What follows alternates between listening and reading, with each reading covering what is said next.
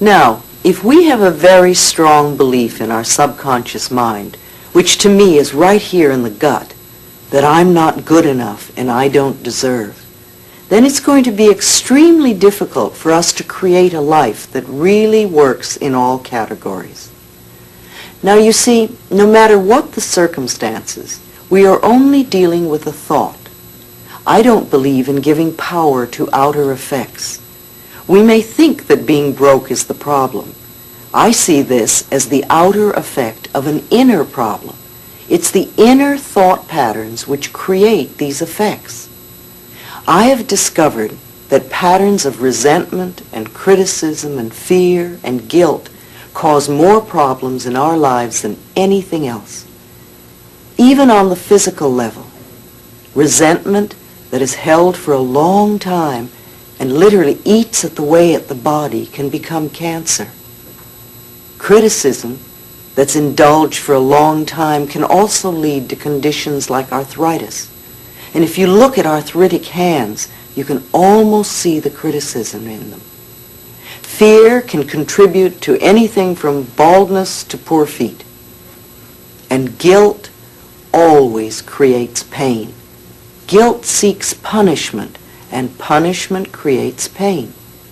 So if someone comes to me that is in chronic pain, I know they're dealing with old guilt patterns. Love and joy and forgiveness are the big healers. They all come from the heart. The heart represents love, and the blood in the body is joy. So a normal, healthy heart lovingly pumps joy throughout the body, nourishing all the cells and organs, creating a loving, joyous atmosphere for the cells to do their work in. If a heart has lost its ability to express love and joy, the forgiveness will open the door. Most of our problems come from blaming others, from not taking responsibility for ourselves. And as I said, if it is true that we are all responsible for everything in our lives, then there's no one to blame, not even ourselves. And every outer experience is only a mirror of our inner thought patterns. Now this may be a new way of looking at life, because most people like to think that it's all their fault. It's the economy, or it's a husband or a wife or a boss, or it's because we don't have money, or it's whatever. But really, all those things out there are mirrors of what we think and believe inside.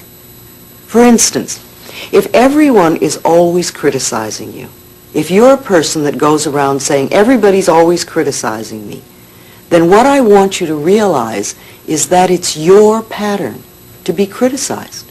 Somewhere inside of you, and you may not be aware of this, there is a belief, and it probably comes from your childhood, that you deserve to be criticized. And so because of your belief and because of your pattern, you pull people into your life who are critical. And sometimes you can even attract people who normally are not critical, but because they are with you and the vibrations that you're giving out, you will pull the criticism out of them. The other thing about this is, if people criticize you a lot, it's quite possible that you are very critical. And because what we give out comes back to us, then the criticism you're giving to other people, or perhaps to yourself, is being reflected by the people around you.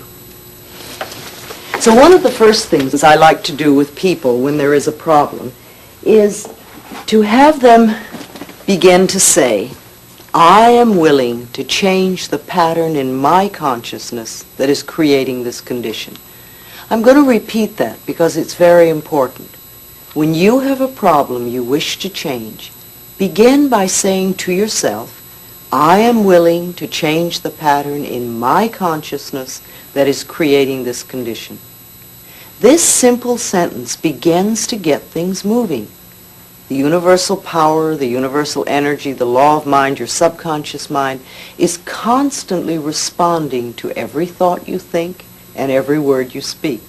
So the moment we make the smallest shift in consciousness, our experience begins to change. It's your pattern, it's my pattern. We all have patterns we're working with. And as I said, most of the patterns we have come from the time we were 3 to 5 years old. These are our beliefs about life, our life scripts. However, we can change our attitudes towards the past and these life scripts. We are never stuck. You know, it's really very foolish to punish ourselves in the now because of some hurt in the past. To be hurt once is one thing, but then to continuously punish ourselves because of it is very sad and very unfulfilling. It's important that we dissolve resentment now because it can cause so many problems in the future. I've often said that to people. Do it before we're under the threat of the surgeon's knife. You see, then we have to deal with panic too. It's much easier to do it now. We have a choice of choosing to be a helpless victim and really believing it's all hopeless.